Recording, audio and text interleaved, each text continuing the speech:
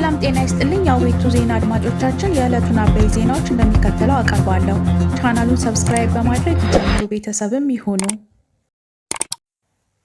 የኢራን ባለስልጣናት እንዳስታወቁት ስምምነቱ ከተጣሰ አስፈላጊውን እርምጃ እንወስዳለን ብለዋል። ከአሜሪካ በተደረሰው ስምምነት ላይ የትኛውም አይነት ጥሰት በሚፈጸምበት ጊዜ ኢራን ያለምንም ጥርጥር ተገቢና አስፈላጊውን እርምጃ በመውሰድ ምላሽ ትሰጣለች ሲሉ የሀገሪቱ ተጠባባቂ የመከላከያ ሚኒስትር ተናገሩ። የኢራን መንግስት ይፋዊ የዜና ወኪል ኢናር እንደዘገበው ሚኒስትሩ ማጂድ ሬዛ ይህን የተናገሩት ከኳታር ምክትል ጠቅላይ ሚኒስትርና የመከላከያ ሚኒስትር ጋር ባደረጉት የስልክ ውይይት ላይ ነው። የኢራን ተጠባባቂ ሚኒስትር የባህረ ሰላጤው አገር ከሆነችው ኳታር ጋር አገራቸው የመከላከያ ትብብር ለማስፋት ያላትን ዝግጁነትም ገልጸዋል። ነገር ግን የመግባቢያ ስምምነት የተፈራረሟትን አሜሪካንን በጥርጣሬ እንደሚመለከቱ፣ ጠላታችን አናምንም፣ ጣቶቻችን ከመሳሪያ ቃታ ላይ አይነሱም ሲሉ ተናግረዋል። በየካቲት ወር መጨረሻ ገደማ አሜሪካና እስራኤል በኢራን ላይ ጥቃት ከጀመሩበት ጊዜ አንስቶ ኢራን ኳታር ውስጥ ያሉትን ጨምሮ ሌሎች ኢላማዎችን በአጸፋ ጥቃት መታለች። የኢራኑ ባለስልጣን ቀጠናው የውጭ ኃይሎች መጠቀሚያ መሆን የለበትም፣ የውጭ ኃይሎች በአካባቢው መኖራቸው ደህንነት የሚፈጥር ሳይሆን አለመግባባት፣ አለመተማመን እና የደህንነት ስጋት ያስከትላል ሲሉ በአካባቢው ያሉትን የአሜሪካ ኃይሎች ከሰዋል። አሜሪካ በመካከለኛው ምስራቅ አገራት በተለይም በኳታር፣ በኩዌት እና በባህሬን ውስጥ የባህርና የአየር ኃይል ጦር ሰፈሮች ያላት ሲሆን በጦርነቱ ወቅትም የኢራን ጥቃት ኢላማዎች ሆነው ቆይተዋል።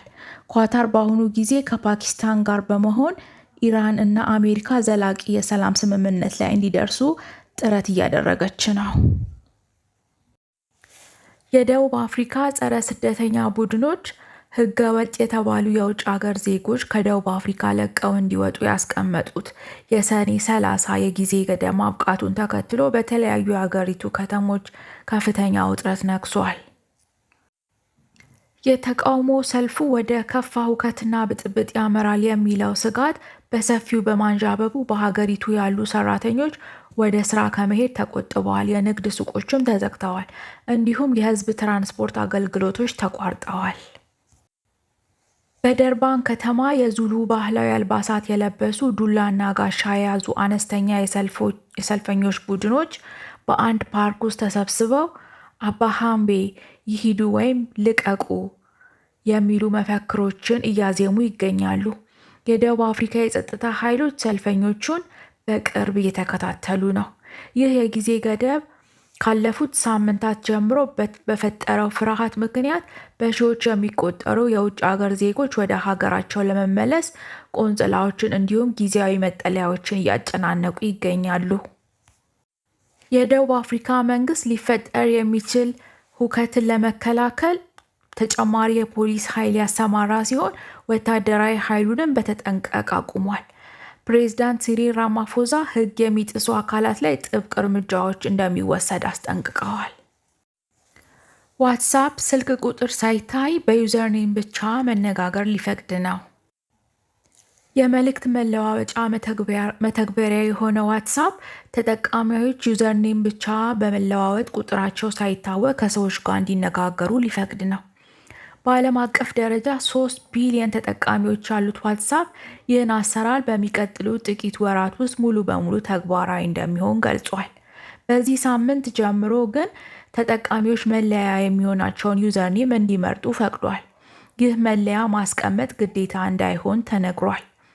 ተቋሙ እንደገለጸው ተጠቃሚዎች ባሻቸው ጊዜ ዩዘርኔሙን ማጥፋት ወይም መቀየር ይችላሉ።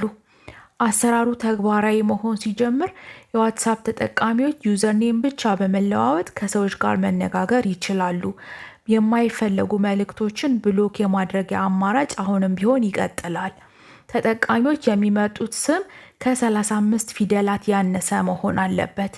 እጅግ ታዋቂ የሆኑ ሰዎች ስም ግን ሌሎች ተጠቃሚዎች እንዲጠቀሙበት አይፈቅድም።